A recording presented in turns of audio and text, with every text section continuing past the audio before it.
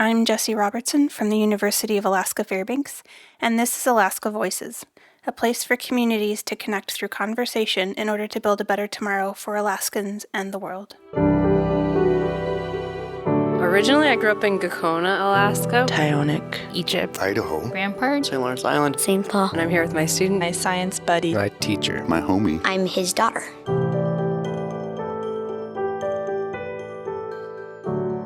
My name is Lily Cohen, and I'm 27 years old.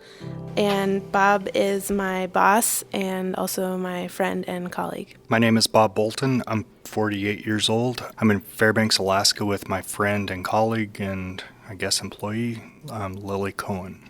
My first year working here, I was yelled at, which was surprising because it was a work environment and I had made a mistake, but it didn't seem like that big of a deal. Mm-hmm.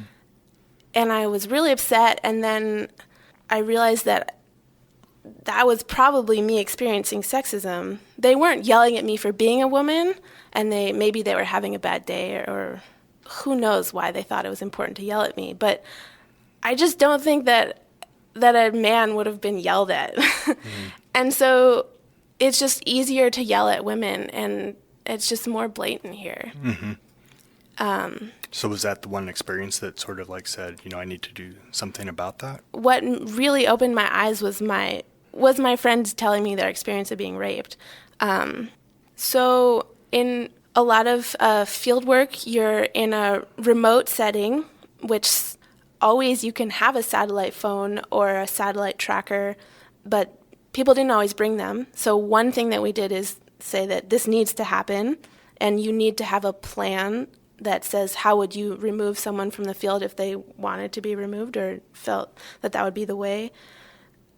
And the big issue with people being vulnerable in the field is both that it's far away and that the dynamics are that in science, your superiors are generally your advisor, and science is incredibly competitive, and it's really hard to get a job once you graduate. And if you don't have a good letter from your advisor, good luck. And so that person has a ton of power in that situation and has the potential to really abuse that power. So even if something negative happens, a lot of people aren't going to say anything about it.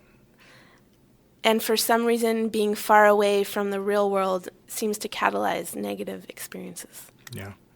So we have this safety policy now that it provides awareness and provides guidelines, but where do you think it needs to go, or do you think it's as good as it's going to be, or where would you improve it? The policy is not going to prevent issues.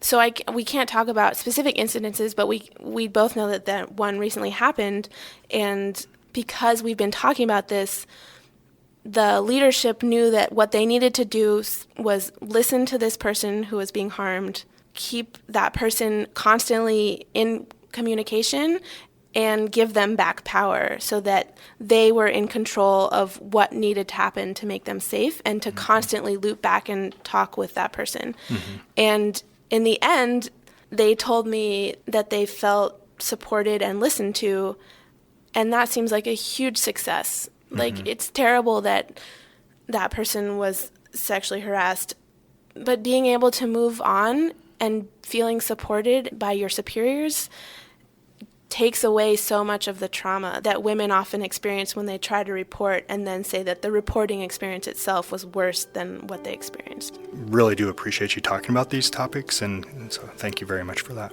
Well, thanks for this opportunity. Thank you.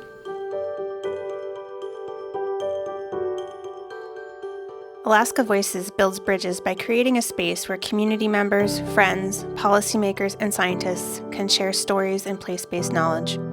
This project was developed in partnership with StoryCorps and was funded by the Alaska Climate Adaptation Science Center.